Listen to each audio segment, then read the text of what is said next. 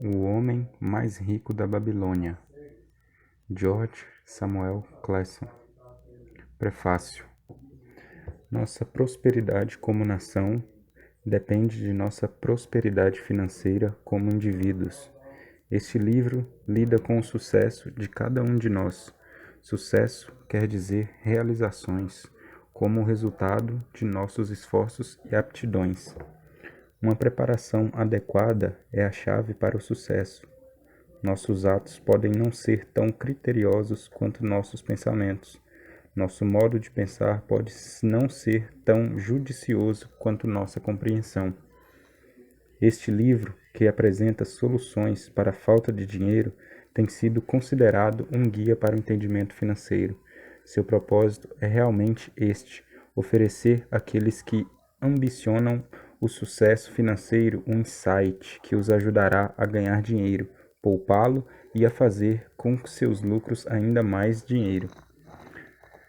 Nas páginas seguintes, voltamos no tempo à Babilônia, o berço onde foram alimentados os princípios básicos de finanças, agora reconhecidos e usados no mundo inteiro. O autor sente-se feliz em estender aos seus novos leitores o desejo de que estas páginas possam conter para eles a mesma inspiração para o crescimento da conta bancária, sucessos financeiros estrondosos e a solução de problemas pessoais com o dinheiro tão entusiasticamente relatados por leitores de costa a costa dos Estados Unidos. A todos os homens de negócios que distribuíram estas narrativas em tão generosas quantidades a amigos, parentes, empregados e associados, o autor aproveita a oportunidade para expressar-lhes sua gratidão. Nenhum respaldo pode ser mais valioso do que o desses homens práticos que apreciaram seus ensinamentos, porque eles, por si mesmos, conseguiram importantes êxitos ao aplicar os princípios verdadeiros que o presente livro defende. A Babilônia tornou-se a cidade mais opulenta do mundo antigo, porque seus cidadãos eram o povo mais rico de sua época. Eles sabiam estimar o valor do dinheiro e praticavam princípios financeiros saudáveis na aquisição de dinheiro, na ideia de poupá-lo e de fazer com que suas economias produzissem mais dinheiro ainda. Conseguiam para si mesmo o que todos nós desejamos: uma renda para o futuro. O dinheiro é o meio através do qual se avalia o sucesso terreno. O dinheiro torna possível o gozo das melhores coisas que a terra pode oferecer. O dinheiro é abundante para aqueles que compreendem as leis simples que governam sua aquisição. O dinheiro é hoje governado pelas mesmas leis que controlavam quando, há 6.000 anos atrás, homens prósperos enchiam as suas ruas da Babilônia. O homem que desejava ouro. Bansi, o fabricante de carruagens da Babilônia, achava-se completamente desanimado, sentado no muro baixo que cercava sua propriedade. Contemplava com tristeza a habitação humilde e a oficina aberta, onde se podia ver uma carruagem em fase de acabamento. De tempos em tempos, a esposa surgia na porta da casa.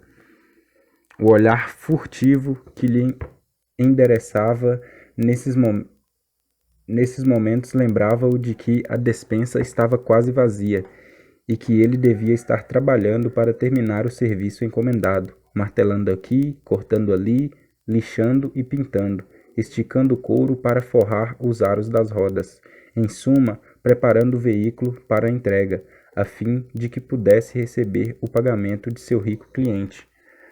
Não obstante, seu corpo robusto e musculoso permanecia apaticamente sobre o muro. Seu raciocínio lento ocupava-se com um problema cuja resposta não conseguia encontrar. O sol abrasador, tão comum no Vale dos Eufrates, castigava-o sem contemplação. Gotas de suor formavam-se acima de suas sobrancelhas e pingavam despercebidas para se perderem na mata cerrada de seu peito. Além de sua casa, erguiam-se as altas muralhas em terrapleno que cercavam o palácio do rei. Próximo, espantando o céu azul, ficava a colorida torre do templo de Bel. À sombra de tanta grandeza, achava-se uma moradia e tantas outras muito menos limpas e bem cuidadas.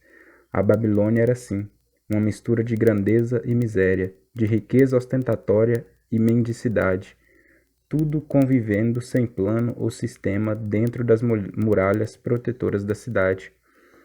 Atrás dele, se apenas tivesse o cuidado de voltar-se e olhar, as barulhentas carruagens do rico passavam aos solovacos e obrigavam a sair do caminho tanto o comerciante de sandálias quanto os mendigos de pés descalços.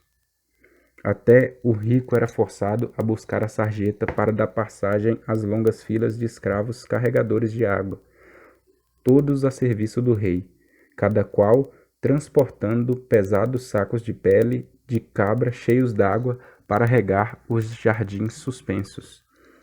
Bansir achava-se muito absorvido por seu próprio problema, para ouvir ou prestar atenção ao confuso burburinho da atarefada cidade. Foi uma repentina sucessão de acordes de uma lira familiar que o arrancou ao devaneio. Ele virou a cabeça e deu de cara com o rosto delicado e sorridente de seu melhor amigo, Kobe, o músico. Possam os deuses abençoá-lo com grande generosidade, meu bom amigo, começou Kobe numa saudação rebuscada. Entretanto, parece que já o fizeram, pois não vejo entregue ao trabalho. Regozijo-me com você por sua boa sorte. Mas ainda gostaria de compartilhar isso com você. Por favor, dessa sua bolsa, que deve ser abarrotada, pois do contrário você se encontraria na oficina. Me empreste 2 humildes ciclos, que devolverei logo após o banquete nos nobres essa noite.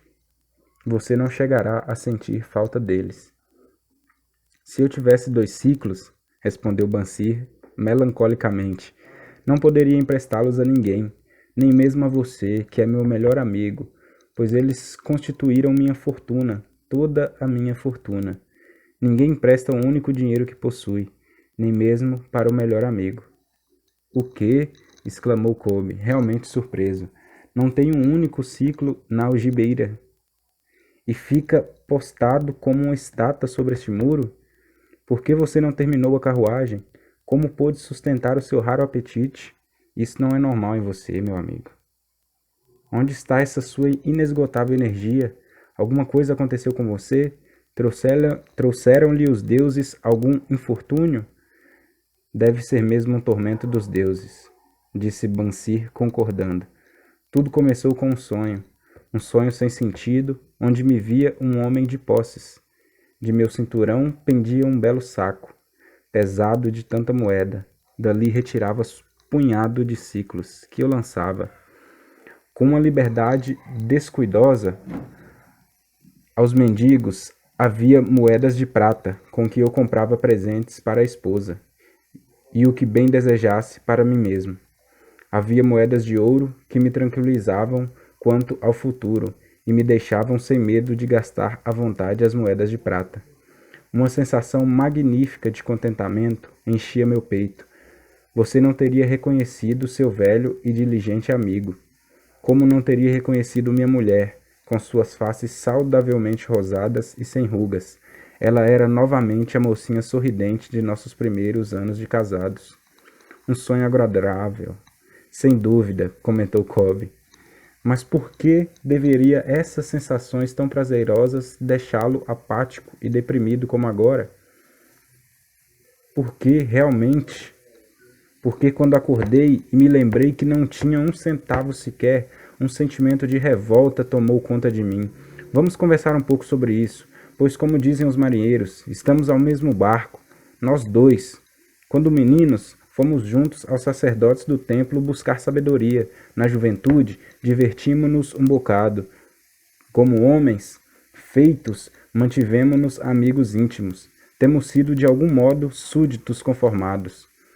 Temos nos contentado em trabalhar longas horas e gastar nossos ganhos livremente. Conseguimos muito dinheiro nos últimos anos, mas só em sonhos poderíamos conhecer as alegrias decorrentes da riqueza. Ora, não passamos de 2 ovelhinhas pacatas. Vivemos na mais rica cidade do mundo. Os viajantes costumam dizer que nenhuma outra se iguala a ela em prosperidade. tanta ostentação de riquezas nas nossas barbas, mas nós mesmos ficamos a ver navios. Depois de praticamente meia existência de trabalho árduo, meu melhor amigo se acha sem um níquel e me procura para dizer: não poderia me emprestar a bagatela de 2 ciclos até o término do banquete dos nobres esta noite? E o que eu respondo? Digo por acaso: aqui está minha bolsa, dividirei com você todos os ciclos que aí se encontram? Não, simplesmente admito que minha bolsa está vazia, quanto à sua. Mas o que há? Por que não podemos obter prata e ouro? Mais do que apenas o necessário para sustentar do nosso lar. Pense também em nossos filhos, continuou Bansi. Não estão seguindo o caminho dos pais? Tem cabimento que eles e suas famílias, e os filhos e as famílias de seus filhos passem a vida inteira no meio de tantos guardadores de ouro, e apesar disso, exatamente como nós, contentem-se com mingau e leite de cabra azedos? Em todos esses anos de amizade, nunca ouvi falando desse modo, Bansi. Kobe estava perplexo. Porque, na verdade, nunca tinha pensado assim, desde as primeiras luzes da manhã e até que o escuro da noite me fizesse largar as ferramentas, trabalhei duro para montar as mais finas carruagens que qualquer outro homem pudesse fazer, esperando credulamente que um dia os deuses reconheceriam o valor de minhas obras e me recompensariam por isso com a maior prosperidade. Pois nunca o fizeram. Finalmente, convenci-me de que nunca o farão. É esse o motivo da tristeza que rói o meu peito. Quero ser um homem de posses, quero ter minha própria terra e animais para criar. Quero ter roupas finas e dinheiro, muito dinheiro. Estou disposto a trabalhar com toda a força de meus músculos, com toda a perícia de minhas mãos, com todo o tirocínio de minha mente. Mas quero os frutos de meu trabalho sejam fartos. Qual é o problema com a gente? De que volto a lhe perguntar? Por que não podemos ter o nosso justo quinhão das coisas boas tão abundantes naqueles que têm ouro suficiente para comprá-las? Quem dera tivesse uma resposta, replicou Kolbe. Sinto-me tão pouco satisfeito quanto você. Meus ganhos com a lira se vão rapidamente, muitas vezes tenho que inventar para que a família não passe fome. Além disso, venho há muito alimentando o profundo desejo de adquirir uma lira grande o bastante para que possa verdadeiramente tocar os acordes musicais que se multiplicam em minha mente. Com um instrumento assim, eu poderia compor músicas melhores do que aquelas que o rei ouvia até o momento. Com uma lira que você, sem qualquer favor, deveria ter. Nenhum homem em toda a Babilônia poderia fazê-la vibrar mais docemente, a tal ponto que não apenas o rei, mas os próprios deuses ficariam delicados. Como, porém, conseguir tal coisa se nós dois somos tão pobres quanto os escravos do rei? Ouço o sino, aí vem eles. Ele apontou na direção da longa coluna de semidespidos e suarentos carregadores de água que subiam penosamente a rua, vindo do rio, arrastavam-se em alas de ciclo, cada qual vergado sobre um pesado odre de pele de cabra. Um belo tipo de homem, aqueles que está conduzindo. Kolbe indicou o tocador do sino que ia na frente sem carregar nada. Um homem importante em seu próprio país, como se pode ver. Há muitos bons tipos ali, acrescentou Bansi, concordando com um amigo. Homens tão bons quanto nós, homens altos e louros do norte, os risonhos negros do sul, os morenos dos países mais próximos, todos marchavam juntos do rio até os jardins, um após o outro, dia após dia, ano após ano, nenhuma expectativa quanto a um futuro diferente ou melhor, camas de palha para dormir e papas terríveis de cereais para comer. Coitados desses pobres brutos, Kolbe. Coitados, realmente. Mas você me fez ver que não somos muito melhores do que isso, embora nos consideremos homens livres. É verdade, Kolbe. Por mais desagradável que seja a ideia, não queremos continuar levando ano após ano uma vida de escravos, trabalhando, sem ir a lugar algum. Não podemos descobrir como outros conseguem ouro e fazermos com eles, como eles? Perguntou Kolbe. Talvez haja um segredo que devamos buscar junto àqueles que o conhecem, replicou Bansi, pensativo. Ainda hoje, lembrou Kolbe, passei por um velho amigo, Arcade, refestelado em sua carruagem dourada, devo dizer ele não me olhou com devo dizer ele não me olhou com desprezo, que muitos de sua posição teriam achado perfeitamente cabível. Ao contrário, acenando com a mão na frente de todos os circunstantes, saudou e concedeu seu sorriso de amizade a este Kolbe, o músico. Ele é considerado o homem mais rico de toda a Babilônia, refletiu Bansi, tão rico que o próprio rei, segundo diz, busca sua valiosa ajuda para os negócios de tesouro, replicou Kolbe.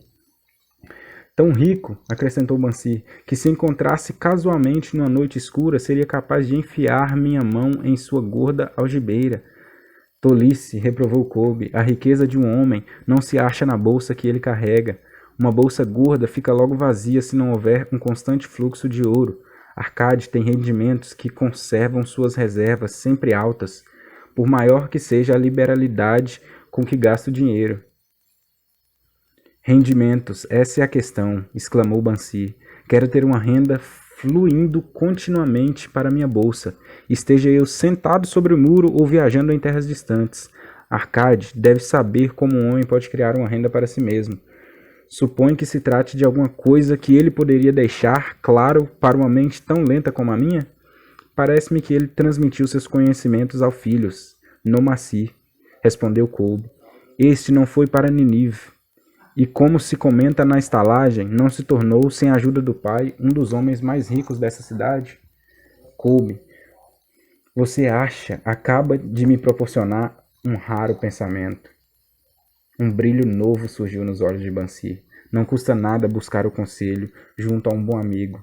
E Arcade sempre se mostrou como tal para nós dois. Pouco importa que nossa bolsa esteja tão vazia como o ninho de um falcão abandonado há um ano. Não deixemos que isso nos detenha. Estamos fartos de não ter ouro no meio de tanta opulência. Queremos tornar-nos homem de posses. Vamos procurar Arcade e perguntar-lhe como também nós podemos adquirir uma renda para nós mesmos. Você parece verdadeiramente inspirado, Bansi. Está me trazendo uma nova compreensão e me faz perceber por que nunca encontramos nenhuma quantidade de ouro. Nós nunca o procuramos. Você trabalhou pacientemente para construir as mais sólidas carruagens da Babilônia. Para tal propósito, devotou seus melhores esforços. Nisso, até teve êxito. Eu mesmo fiz os maiores esforços para tornar-me um virtuoso da lira. E nisso eu também tive êxito. Nas coisas em que aplicamos nossos melhores esforços, tivemos êxitos. Os deuses parecem satisfeitos com que continuemos assim. Agora, finalmente, vemos uma luz brilhante como raios de sol nascente. Ela nos indica que devemos aprender mais para prosperar mais. Como um novo entendimento, acharemos caminhos dignos para cumprir nossos objetivos. Vamos hoje mesmo à procura de Arcade, insistiu Bansi. Busquemos igualmente outros amigos de infância que não tiveram maior sucesso que nós mesmos, para que compartilhem conosco as mesmas lições. Está sempre pensando nos outros, Bansi. É por isso que tem tantos amigos. Será como você diz, pois vamos hoje mesmo e os levemos conosco. O homem mais rico da Babilônia. Era uma vez na antiga Babilônia um homem muito rico chamado Arcade, conhecido em toda parte devido a uma imensa riqueza. Tornara-se igualmente famoso pela liberalidade. Mostrava-se generoso com os mais necessitados e com a família, sendo um homem pródigo em suas despesas. Entretanto, a cada dia sua riqueza crescia mais rapidamente do que podia gastá-la, e houve alguns amigos da juventude que vieram até ele, dizendo-lhe: Você, Arcade, é mais venturoso do que nós. Você se tornou o homem mais rico de toda a Babilônia. Enquanto nós lutamos para sobreviver, pode usar as mais finas roupas e degustar as mais requintadas iguarias. Enquanto nós devemos nos dar por satisfeito se apenas propiciamos à família uma indumentária decente ou alimentamos da melhor maneira possível. Contudo, alguma vez fomos iguais. Tivemos o mesmo professor, participamos das mesmas brincadeiras, e nem nos estudos nem nas brincadeiras você se sobressaía mais do que nós. E nos anos que seguiram você foi um cidadão tão honrado quanto nós.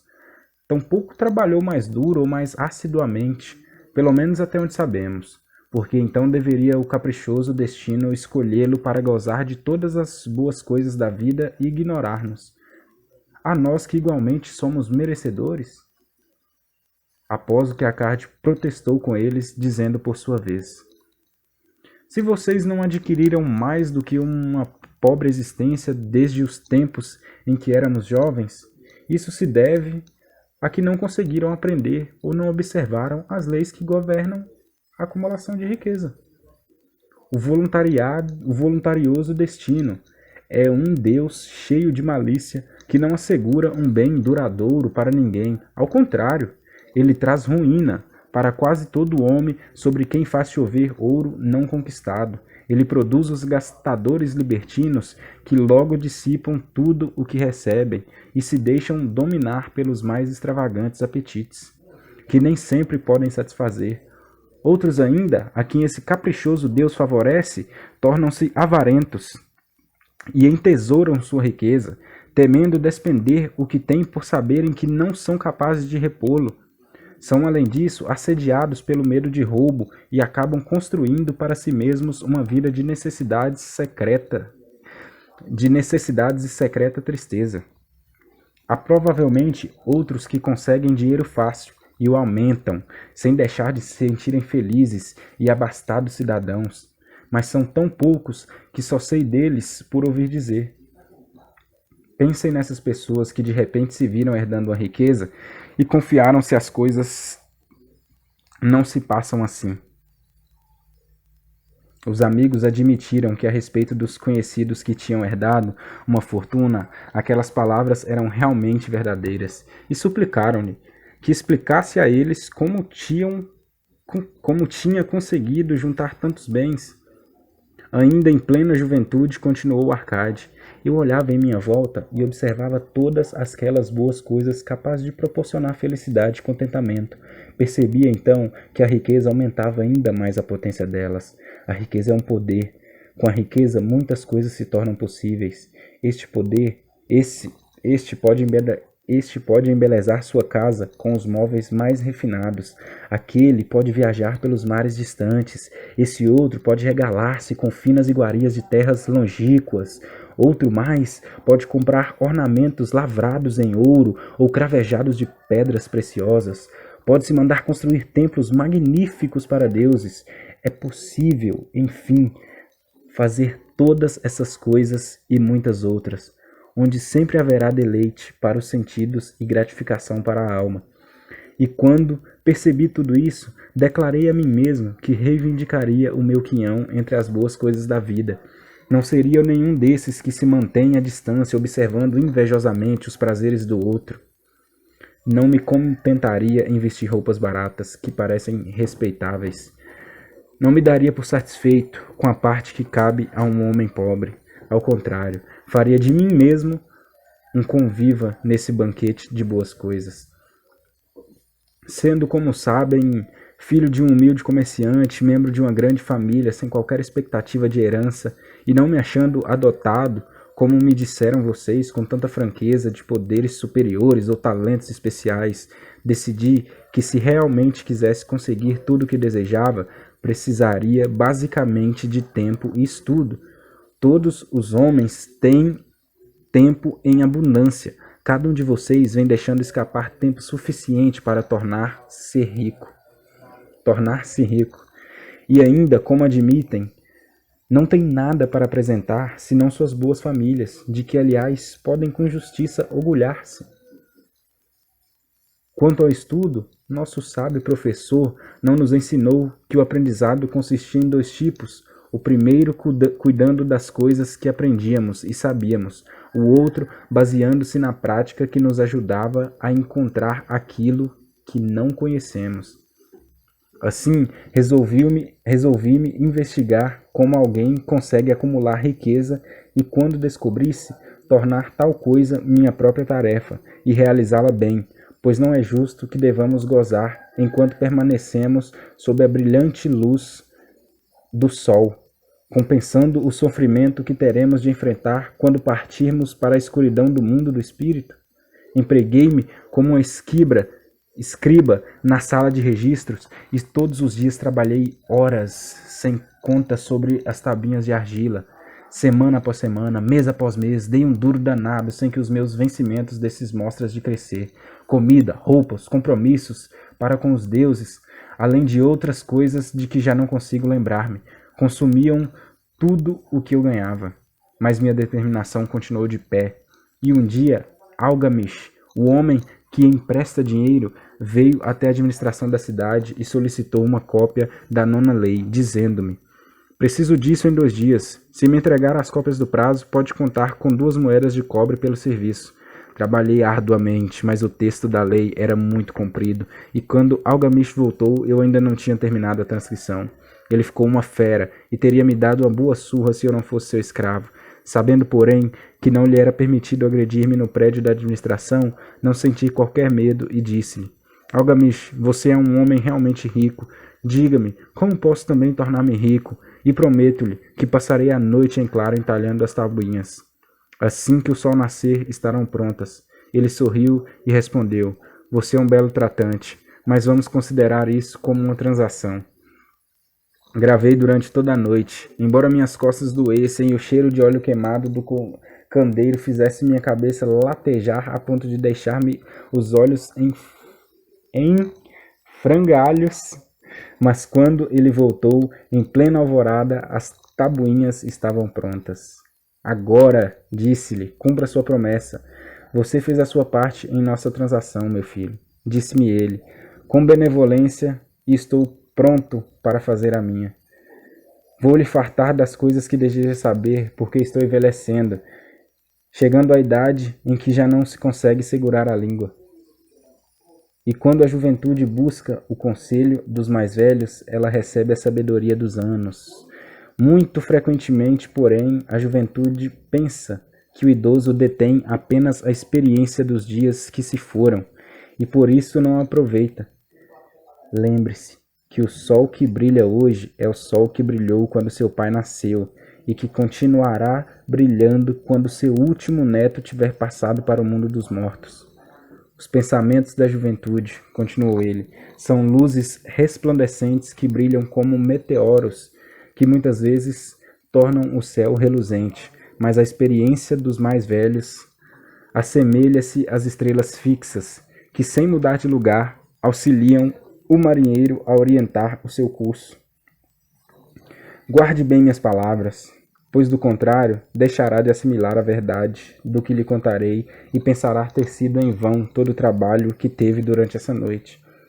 Então ele me olhou com perspicácia por baixo das peludas sobrancelhas e disse num tom lento e energético: achei o caminho para a riqueza quando decidi que conservaria comigo uma parte de tudo que ganhasse, e assim fará você. E continuou me olhando com uma insistência que parecia ir ao fundo de minha alma, mas não disse mais nada. É tudo? Perguntei. Foi o suficiente para transformar o coração de um pastor de ovelhas no coração de um emprestador de dinheiro, replicou ele. Mas tudo o que ganho não vem mesmo para o meu bolso? Perguntei. Nada mais falso, respondeu ele. Você não paga pelas roupas e pelas sandálias que usa? Não paga pelas coisas que come? Consegue viver da Babilônia sem fazer despesas? O que tem para apresentar do que recebeu no mês passado? E de tudo quanto ganhou no último ano? Louco! Você paga a todo mundo, menos a si mesmo. Idiota! Está trabalhando para os outros. Bem melhor do que isso faz o escravo, que trabalha para o seu dono em troca de roupa e comida. Se guardasse para si mesmo 1/10 de tudo que ganha, quanto teria dentro de 10 anos? Meu conhecimento dos números não me desamparou e respondi: ora, o equivalente a 1 ano de trabalho. Pois está dizendo apenas meia verdade, retorquiu ele. Cada moeda de ouro que economizar é um escravo que pode trabalhar para você. Cada cobre que essa moeda produzir torna-se um filho apto a levantar mais fundos. Se quiser tornar-se rico, então tudo o que você economizar deve ser utilizado no sentido de proporcionar-lhe toda a abundância por que anseia. Você pensa que estou ludibriando por sua longa noite de trabalho, continuou ele. Mas em minhas palavras há uma fortuna. Se for suficientemente inteligente para perceber a verdade que acabo de pôr em suas mãos, uma parte de Tudo o que ganha pertence exclusivamente a você, no mínimo um décimo. Mesmo nas ocasiões em que tiver recebido pouco dinheiro, pode ser mais, de acordo com o que produzir. Pague a si mesmo primeiro. Não compre ao fazedor de roupas ou fazedor de sandálias mais do que possa pagar com o restante, devendo ainda separar o bastante para alimentar-se, ajudar o próximo e pôr em dia as obrigações com os deuses. A riqueza, como uma árvore, cresce a partir de uma simples semente. A primeira moeda de cobre que economizar será a semente a partir da qual sua árvore dá riqueza e crescerá.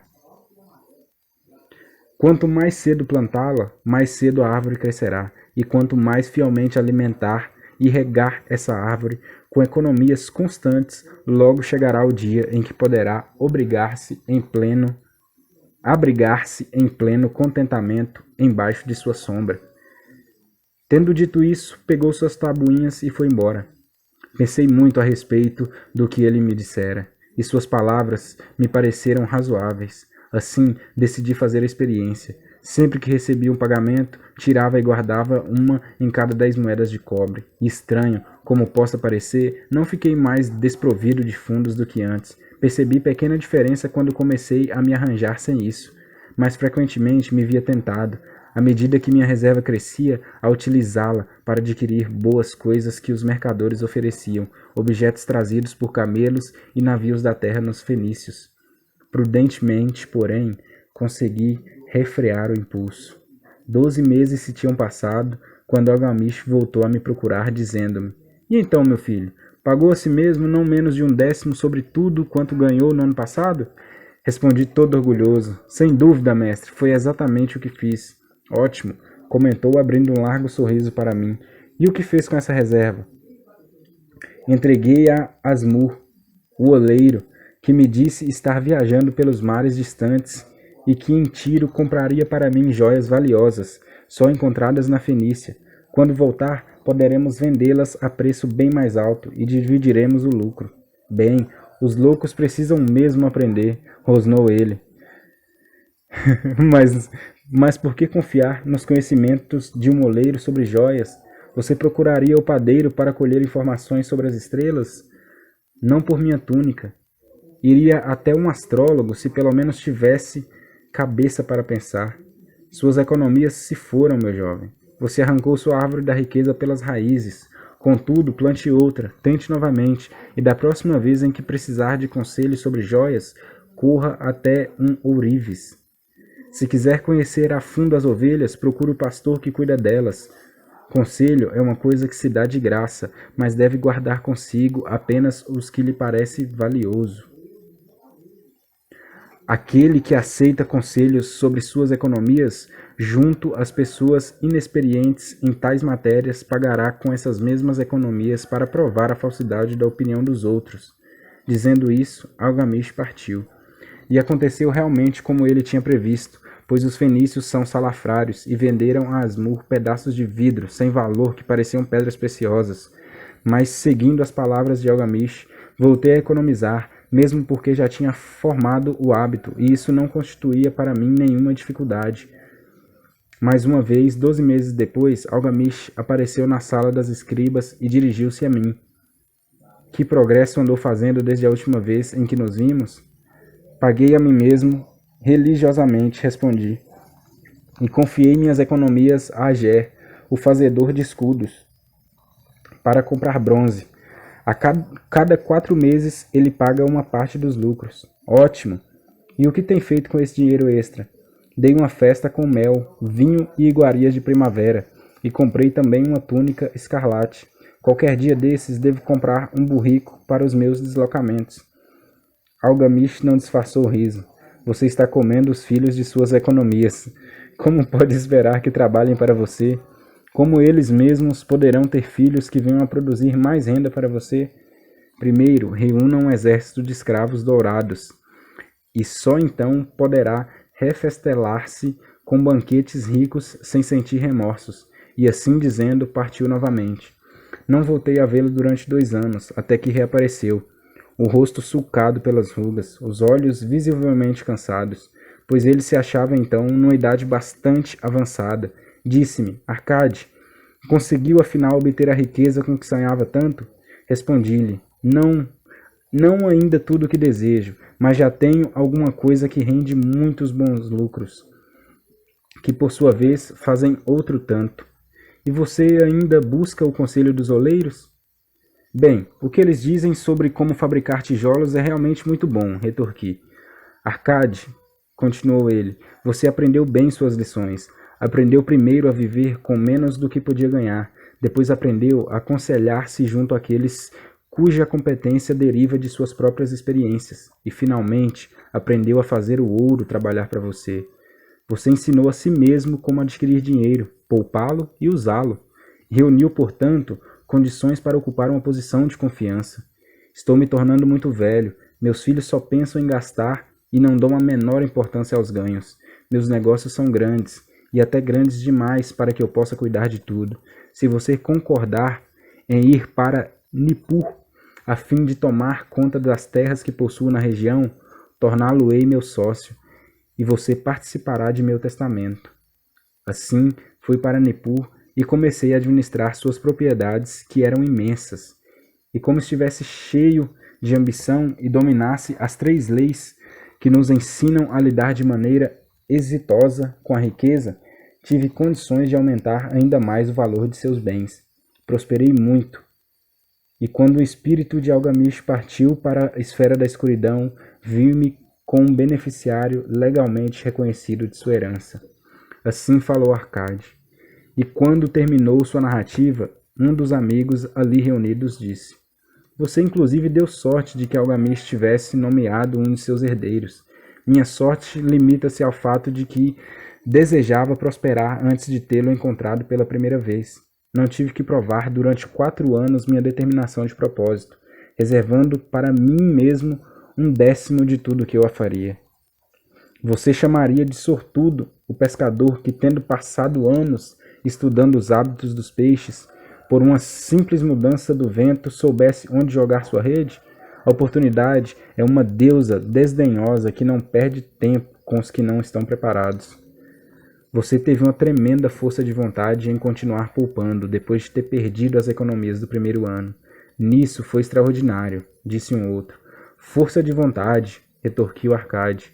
Bobagem! Você acredita que a força de vontade seja capaz de dar a um homem energia suficiente para erguer um peso que o camelo não pode carregar ou puxar uma carroça que os próprios bois não conseguem levar adiante?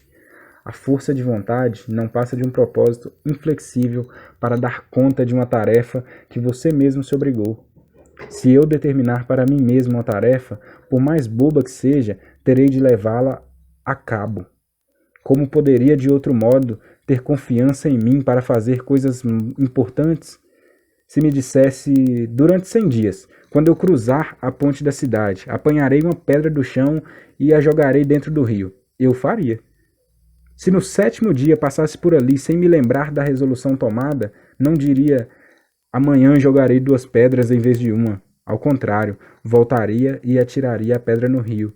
Tampouco seria capaz de me dizer, lá pelo 20º dia, Arcade, isso não tem utilidade alguma. Que proveito tem para você atirar uma pedra ao rio todos os dias? Arremesse logo um bom número delas e acabe com isso.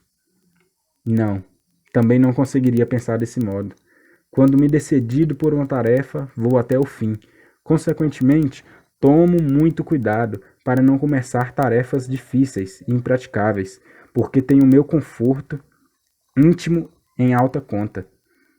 Se o que diz é verdadeiro, aparteou um terceiro interlocutor, e parece, como afirmou, razoável, sendo tão simples, se todos os homens o fizessem, não haveria bastante riqueza para todos.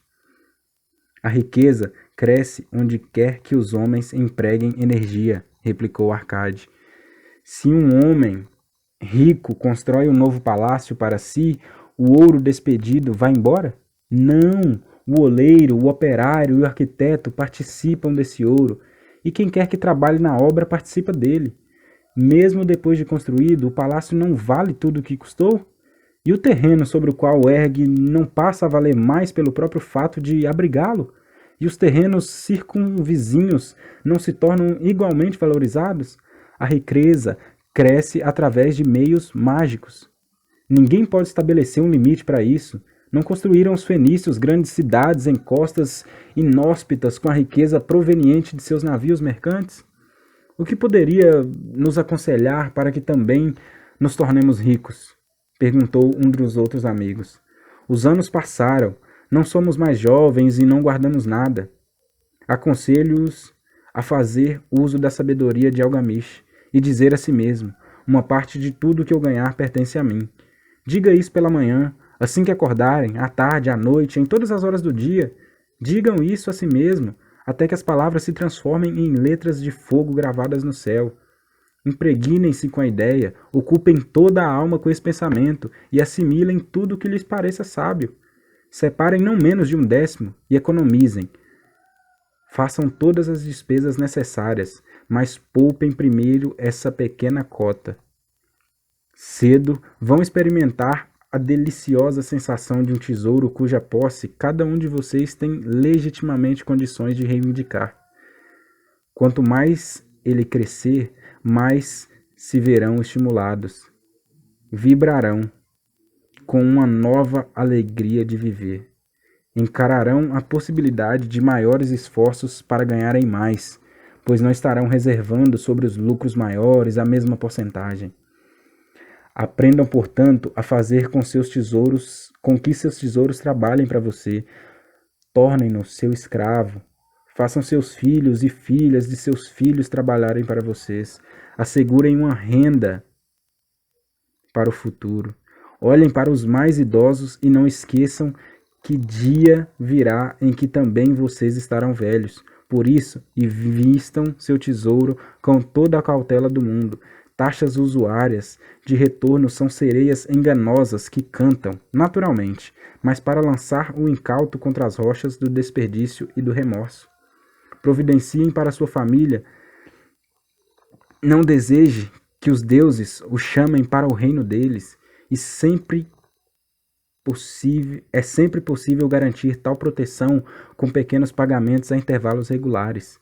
Por isso, o homem previdente não perde tempo esperando que apareça uma grande soma, a fim de utilizá-la em tão prudente propósito. Busquem o conselho dos homens sábios, procurem informar-se com pessoas cujo trabalho cotidiano é o manuseio do dinheiro. Deixem que elas protejam de erros, como os que eu mesmo cometi ao entregar minhas contas e economias a Asmur, o oleiro. Um retorno pequeno e certo é uma coisa mais desejável que o risco. Aproveitem a vida enquanto estiverem aqui. Não exagerem nem tentem economizar demais. Se 1/10 de tudo que ganharem é o que vocês podem confortavelmente poupar, contentem-se temorosos ao gastar. A vida é boa e rica, com coisas que valham a pena e causem prazer.